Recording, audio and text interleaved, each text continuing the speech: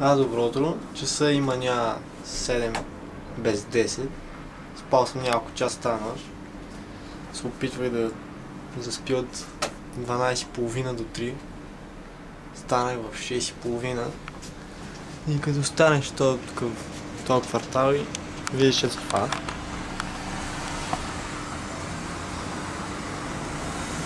Просто един пейзаж с малко трамваи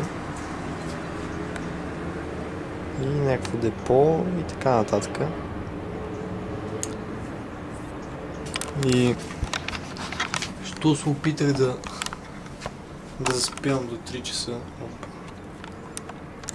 Що се опитах да заспивам до 3 часа, защото четох една книжка на Тери Прачет, което е част от моята рефреш стратегия. Просто да започна да чета малко офлайн, че 470 блога в ридера и около 70 YouTube subscription ми стигат. Това е книжката.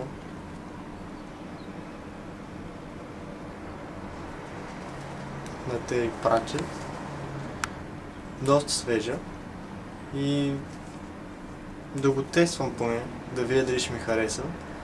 Ако взема да му изчета цялата поредица, значи съм фен вече.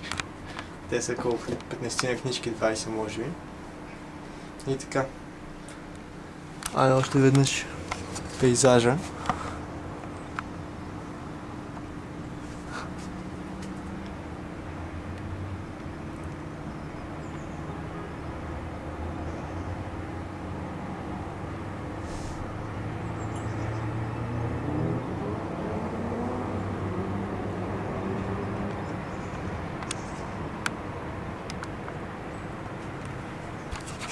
И така, чао.